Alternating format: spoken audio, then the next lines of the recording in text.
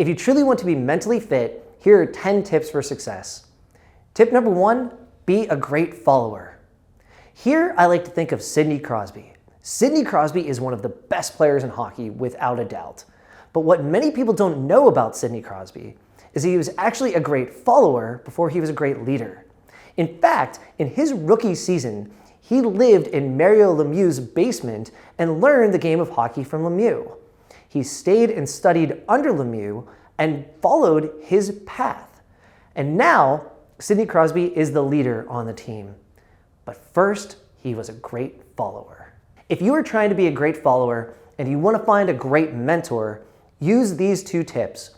Reach out and reach up. First off, don't be afraid to reach out and ask. We never achieve anything if we don't ask first. Tip 2, be strategic with how you ask. I probably don't want to ask Tony Robbins to be my mentor. I want to ask someone who is one rung above me to be my mentor.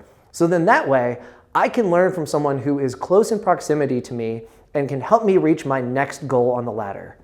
So the goal is, when you reach out, show that person you've done their homework, be polite in your ask, and you'll be surprised how many people want to help.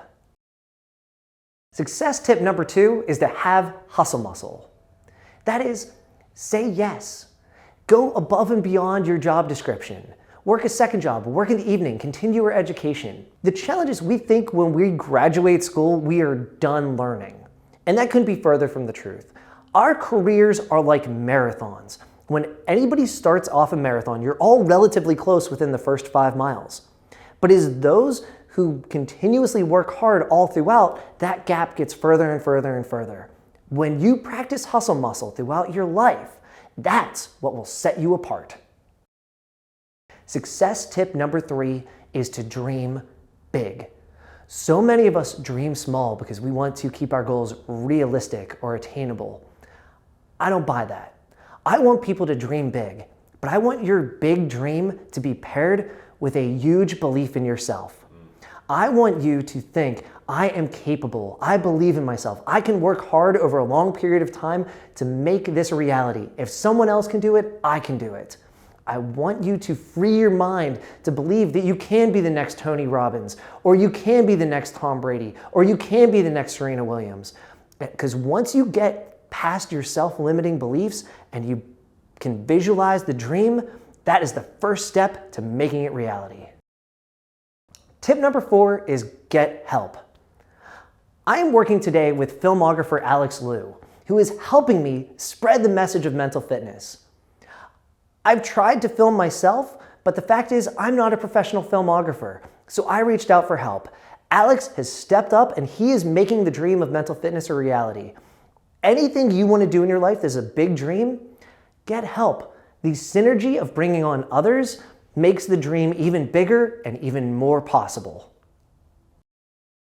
Success tip number 5 is find a way or find an excuse. Several years ago, our furnace broke down in the middle of winter. It was incredibly inconvenient, but fortunately, we had a home warranty that was supposed to cover repairs to the furnace. However, anybody who has actually tried to use their home warranty knows that's not easily as said as it is done.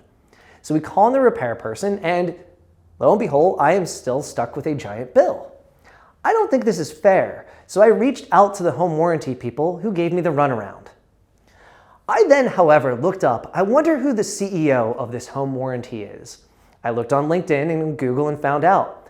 I tried to direct message him on LinkedIn, but they blocked me from doing that. So I called their corporate line, I dialed him his extension based on his last name, and I left him a voicemail every day for 3 days.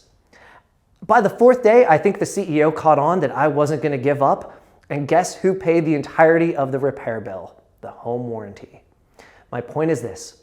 Either you find a way or you find an excuse. The world will put walls in our lives to keep out those who don't really want it. But if you believe in yourself, you're willing to take some risks and work hard, you'll find creative ways to make it happen.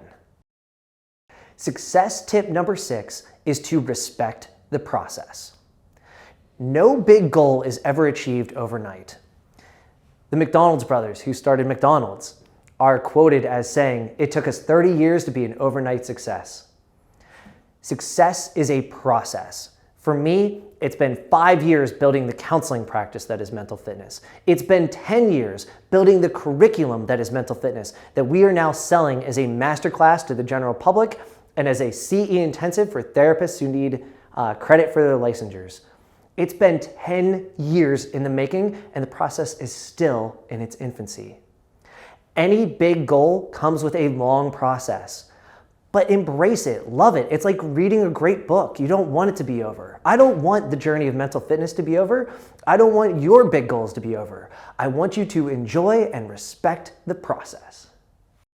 Success tip number 7 is to embrace failure. I started the book that is Mental Fitness in May of 2016. I finished it in November of 2019.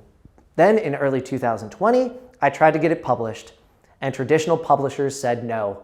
I didn't have a big enough social media following. My credentials were there, they liked the idea, but they didn't think the book would instantly sell itself, so they said no. I was bummed, but I also embraced the failure, and I pivoted. I turned the book into a script for a textbook for a masterclass that now has worksheets, discussion questions, knowledge checks, and definitions, and is being sold to help therapists retain their licensure credits and to the general public as a masterclass. The goal is to embrace failure.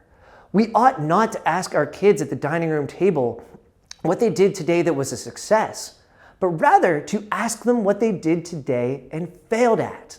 To encourage trying things that are so big that they fail. That's what Sarah Blakely's parents did, and now she's the founder of the women's clothing line Spanx. We need to redefine the way we look at failure in our society and to embrace it and to encourage it. Success tip number 8 is to invest in yourself. I read 26 books on Audible last year. I'm not telling you that to brag. I'm telling you that because year after year for the past decade, I have read 2 books a month, roughly, to continue to educate myself to be the best version of myself possible. I do that to increase my own knowledge and to be a better teacher. But I do that because I constantly want to invest in myself. I can invest in the stock market and I have no idea how that's going to work out. Or I can invest in myself, which is a bet I can control. I encourage you to invest in yourself as well. Success tip number 9 is to have clear priorities and sacrifices. True story, I bought my first home before I bought my first smartphone. 7 years ago, I bought my first home. Now at this time, 99% of my friends had smartphones and I was still rocking a flip phone. But I bought a house before the vast majority of my friends. My priority was to save money to buy a house. I had to sacrifice things that were wants to get the bigger priority. And so I didn't buy a smartphone until after I bought my house. My question to you is this: what are your big dreams in life? Are you properly prioritizing them? And are you willing to make the sacrifices of the wants to get the big goals and needs in your life? Success tip number 10 is to take calculated risks.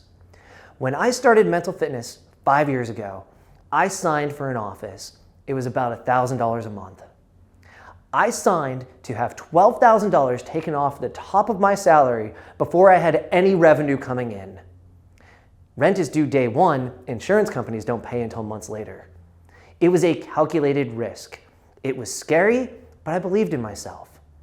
And I knew that I didn't want fear to keep me small.